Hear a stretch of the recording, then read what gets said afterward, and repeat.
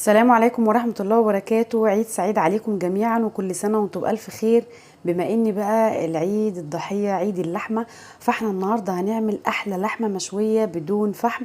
هنعملها فرن البوتاجاز بتتبيلة سهلة جدا وروعة جدا جدا جدا. زي ما انتم شايفين اللحمة مستوية اهي وجميلة. التتبيلة يعني ما فيهاش اي اختراعات خالص، بجد حلوة قوي وهتخلي لنا اللحمة طرية. ملكوش دعوه بالممبار دوت. الوصفه النهارده للحمه وبس. هنعمل النهارده اللحمه بطريقه حلوه قوي، ويلا بينا كده نشوف احنا عملنا ايه مع بعض. معايا هنا كيلو من اللحمه، استخدمي الكميه اللي تريحك. انا قطعتها يعني شرايح كده زي ما انتم شايفين، ولا هي سميكه قوي ولا هي رقيقه قوي. عايزاها كده حجم متوسط، يعني سمك متوسط. وبالنسبه لحجمها انا بحبها صغيره زي ما انتم شايفينها كده. هي طبعا اي لحمه لازم تكش شويه، حابه تكبريها عن كده براحتك. معايا بقى هنا ميه بصل وميه طماطم. الكميه قد ايه؟ بصلتين كبار ضربتهم في الكبه، نعمتهم كويس قوي ورشيت عليهم شويه ملح وسبتهم 5 دقايق، وبعد كده خدت الميه بتاعتهم. وكمان حبتين طماطم كبار برضو بشرتهم كويس وخدت الميه بتاعتهم. تمام كده. بعد كده حطيت كوبايه من الزبادي، وحطيت معلقه كبيره من الفلفل الاسود، ونص معلقه صغيره من بهارات اللحمه او ال7 بهارات، وحطيت كمان شويه من الروزماري، وهحط كمان فص واحد بس كده من الحبهان. هشيل بس كده القشر بتاعه. بتدي طعم حلو قوي برضو وتست حلو للتتبيله بتاعه اللحمه المشويه.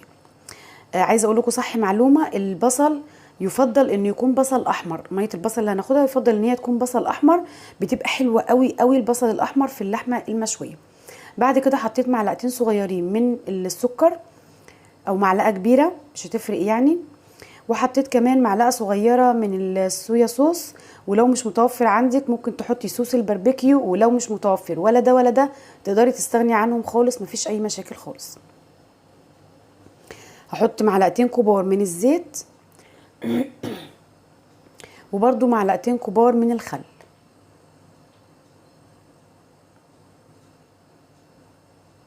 خلاص كده.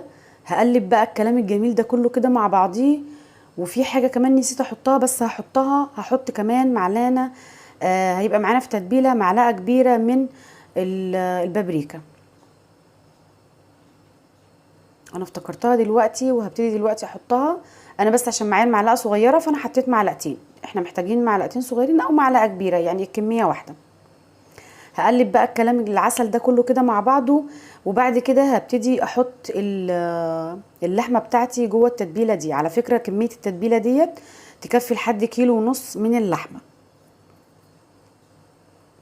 طبعا يفضل ان اللحمه تبات في التتبيله دي، يعني يا اما تعمليها من الصبح بدري قوي لحد اخر اليوم خالص، يا اما تعمليها من بالليل لحد الصبح، المهم تبيتيها. ولو هتبقي مستعجله زي حالاتي كده، اقل حاجه خليها حوالي 4 أو 5 ساعات في التتبيله. يعني انا عملتها الصبح وسويتها على اخر النهار كده كده يعني تمام قوي. لكن هي كل ما بتقعد في التتبيله دي اكتر، كل ما التتبيله بتدخل في الانسجه بتاعه اللحمه وتسويها وتديها كمان طعم حلو قوي. وزي ما انتم ملاحظين انا ما حطيتش ملح نهائي، مش هنحط ملح في التتبيله دلوقتي خالص الا قبل ما نسويها بحوالي كده ربع ساعه. انا دلوقتي بقى هغطيها واحطها في التلاجة، وبعد كده لما تطلع هحط لها الملح على طول. انا كده كان عدى عليها 5 ساعات في التلاجة، طلعتها حطيت لها الملح على ما اجهز بس حاجتي واشغل فرني واجهز العصيان بتاعت الشيش طاووق بتاعي. تكون هي كده اتملحت. هقلبها بس كويس علشان كلها تتملح كويس. طبعا احنا عارفين ان الملح بيأخر السوى شويه بتاع اللحمه، علشان كده احنا محطناهوش في الاول، حطيناه بس قبل التسويه بحوالي ربع ساعه. خلاص كده قلبتها كويس وعدى ربع ساعه. معايا بقى هنا العصيان بتاعت الشيش طاووق بتاعي. طبعا قبلها قبل ما بستخدمها بحوالي ساعه ونص او ساعتين بحطها في الميه علشان ما تتحرقش مني جوه الفرن. لو مش متوفر عندك العصيان ديت تقدري تحطي اللحمه كده مباشره على الشبكه بتاعه الفرن على طول، مفيش اي مشاكل خالص. موجوده عندك يبقى حلوه قوي قوي. انا بس بحبها علشان خاطر لما باجي اقلب اللحمه بتكون سهله عليا ان انا اقلبها. ولو برضو عندك الشبكة بتاعت الشوي اللي هي بتتقفل على بعض دي هتبقى يعني عسل قوي، تقدري تستخدميها برضو مفيش اي مشاكل. وهنحطها برضو في فرن البوتاجاز مفيش اي مشاكل. يستحسن بقى ان اللحمه اللي هتعمليها كده دي تكون ملبسه، علشان تخليلك كده ايه، يعني خلينا متفقين ان اللحمه الملبسه بتبقى حلوه قوي قوي يعني في الشوي. خلاص كده انا رصيت اللحمه بتاعتي كلها، ودي التتبيله اللي فاضت من اللحمه اللي كانت اللحمه متبله فيها. انا هخليها طبعا معايا علشان جوه الفرن كل 10 دقايق هدهن بيها كده اللحمه بالفرشه، علشان تفضل معايا اللحمه طريه وما تنشفش معايا. انا كده كنت خلاص شغلت الفرن قبلها ب10 دقايق، شغلت الفرن من تحت بس على اعلى درجه حراره، وحطيت كده فيها اللحمه زي ما انتم شايفين، والصاجه اللي تحت حطيت فيها ميه سخنه اهي زي ما انتم شايفينها، علشان البخار دوت بيطلع على اللحمه بيسويها، وكمان بيخليها طريه معايا وما بتتحرقش معايا او ما بتنشفش معايا. وكل 10 دقايق بدهنها كده بالفرشه من التتبيله لحد ما بتحمر معايا. انا مش بشغل عليها الشوايه خالص، هي السخونيه بتاعت الفرن بتسويها وبتخليها كمان تاخد لون. اول ما بتحمر معايا بقلبها كده على الناحيه التانية، وبرده كل 10 دقايق بديها كده دهنه بالفرشه من التتبيله بتاعتها علشان تفضل معايا طريه. وبعد ما بتخلص خالص لو حابه ان انت تحطي لها حته فحم كده وتكتميها بيها علشان تبقى اكنك شويها بالظبط على الفحم، هتبقى جميله قوي. او تسيبيها كده، يعني في اي حال من الاحوال اللحمه تحفه تحفه تحفه.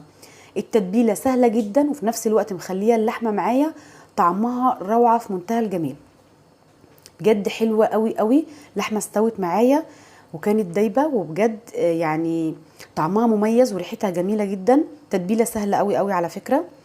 واهم حاجه ان انت بس ايه تخليها شويه كتار كده في التتبيله علشان تدخل كده في النسيج بتاع اللحمه وتطريها وتخليها كمان تستوي معايا. حتى لو كانت اللحمه معاكي كبيره برضو ان شاء الله بالطريقه دي هتستوي معاكي بسرعه. وزي ما قلت لك تقدري تكبري حجم اللحمه او تصغريها براحتك خالص. انا بحبها صغننه كده، بيبقى شكلها كيوت كده وحلوه وبتتاكل بسرعه، وكمان بتستوي معايا بسرعه. حابه تكبريها انت عن كده دي حريه شخصيه ليكي. اهم حاجه ان انت تقطعيها السمك بتاعها يكون رقيق علشان بس ما تتاخرش معاكي في السوا. زي ما انتم شايفين اللحمه مستويه قد ايه، بقطعها اهي بايد واحده وبتتقطع معايا بكل سهوله. ده غير طعمها اللي زي السكر. اتمنى تجربوا الطريقه. وانا عملت بقى جنبيها شويه ممبار العسل اللي انتم شايفينهم دول. واشوفكم على خير في فيديو جديد ان شاء الله. السلام عليكم ورحمه الله وبركاته.